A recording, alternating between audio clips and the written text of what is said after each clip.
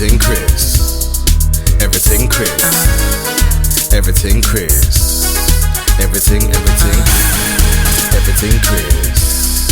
Everything Chris. Everything Chris. Everything Chris.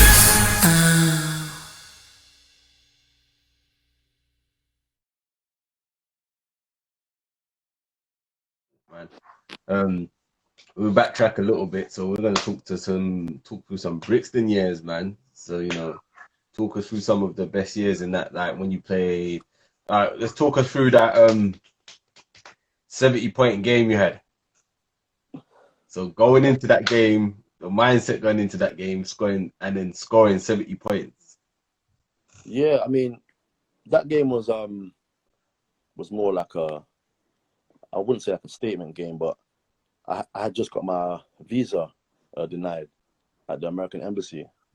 Oh, serious? Yeah, it was like, it might have been in August or something like that, early September.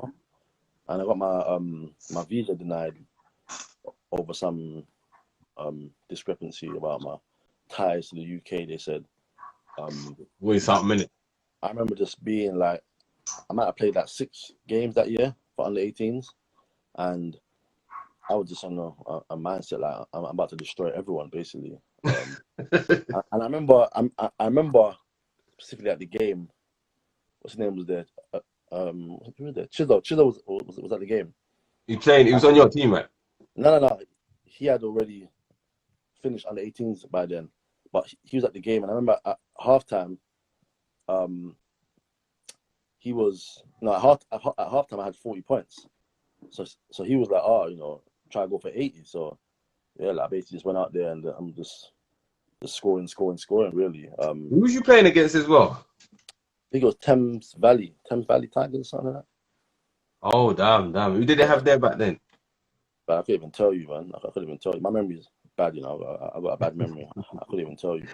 But I think it was only them. Like obviously I ain't trying to blow my own. No, but it's fact, isn't it?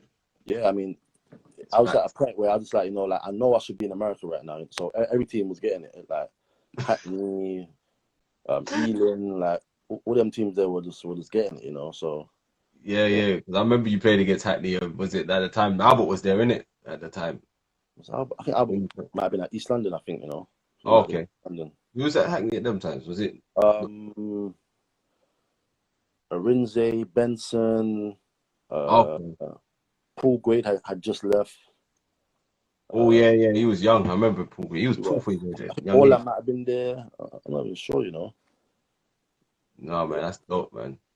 And also, so talking of Brixton still, because I'm gonna keep in that theme.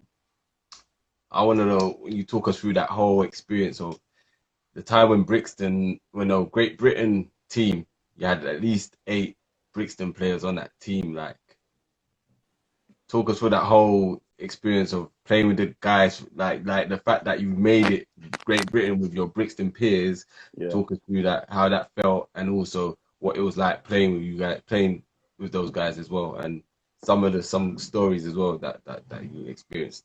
Yeah, I mean, obviously, as you know, us Brixton guys are like a family. Like it don't matter what age you are, what generation you are. Like if you're from Brixton Top Cat program, you're one of us. So in the GB, I mean, we had me, Ogo, Matthew, Eric, Flo at one point. Luau was there.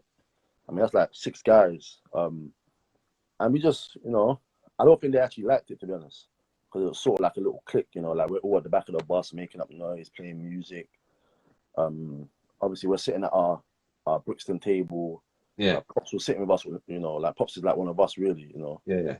And you weren't shutting everyone else out, really. No, but obviously, yeah, you confide with who you relate to, innit? So yeah, I mean, it was like.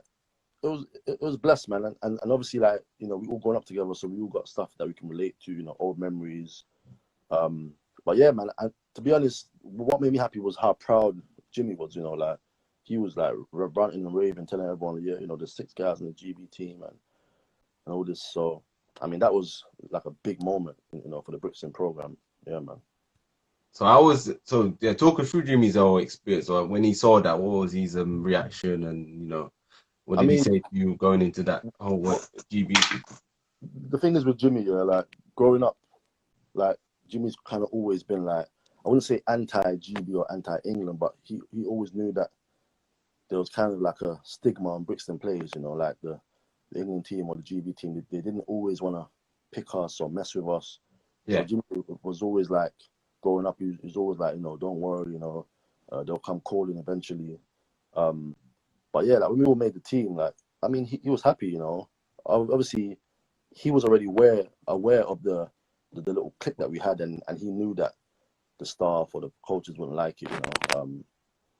But yeah, man, he was happy, he was proud, you know. Like, we're like his kids, you know what I'm saying? So he was proud to see us all together, you know, sharing that experience, man. So he kind of had that prediction. He knew what was going to happen because obviously he was experienced, and he kind of knew. Yeah, man, you know, like the man that age, you know, they've seen it, they've done it all, you know. So like he knew what was to come. So Yeah, fair enough, man.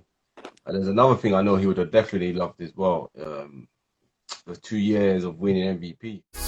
Everything, everything Chris. Everything Chris. Everything Chris. Everything Chris.